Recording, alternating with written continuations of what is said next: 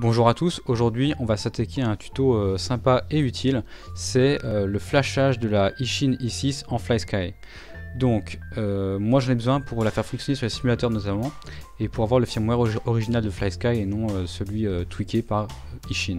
Donc il nous faut deux choses, la radiocommande bien sûr avec des piles, et également le câble USB et le côté pour la télécommande pour mettre à jour. Ça vous le trouvez sur Banggood ou autre, sur eBay, c'est pas très cher. Première étape, il faut que le bon driver soit installé. Si vous avez déjà plugué des quads Betaflight, normalement ça peut être bon. Alors ce qu'il faut du coup, sinon, c'est installer ce driver. Je vais mettre le lien dans la description et je vais aussi mettre le lien du tuto dont je me suis inspiré, qui est celui-ci. Je mettrai le lien dans la description.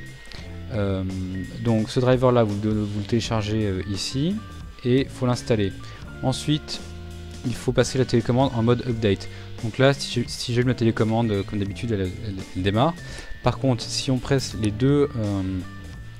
ces deux trims là et qu'on démarre, elle passe en mode update. Donc, d'abord, on va la brancher à l'ordi normalement. Voilà. Faut aller dans les paramètres. Donc, gestion de périphérique. Oui, c'est ça. Donc, gestion de périphérique, donc là il n'y a rien du tout. Si je la branche au PC,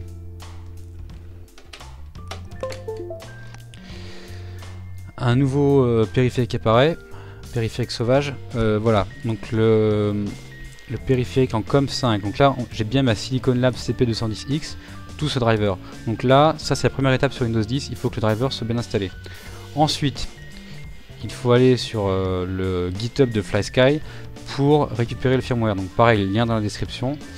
Donc on va sur firmware, sur FlySky i6 original firmware, et ensuite on télécharge ce .exe en cliquant sur le exe et sur download.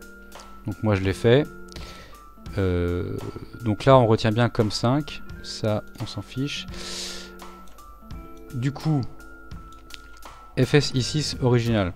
Donc là j'ai ma radio qui n'est pas allumée. Je la passe en mode update comme je vous ai montré avec les deux trims et en démarrant. Donc là l'écran n'est pas allumé et elle est en mode update. On démarre en tant qu'administrateur le logiciel de firmware FlySky. Voilà. Donc là comme 3, donc on se rappelle que je suis en comme 5. Si je fais open port, il se passe rien. Par contre si je mets en comme 5, open port, on voit le firmware qui va être installé, FlySky i6 1.10. Et maintenant, c'est là que tout se joue, on clique sur programme. La barre avance. Je le fais en même temps que vous, hein. Je stresse autant que... J'espère juste pas briquer ma radio que je pourrais voler ce week-end. Normalement, la radio devrait redémarrer à la fin. Et voilà. Et donc là, success. On a bien le logo FlySky et la radio est flashée.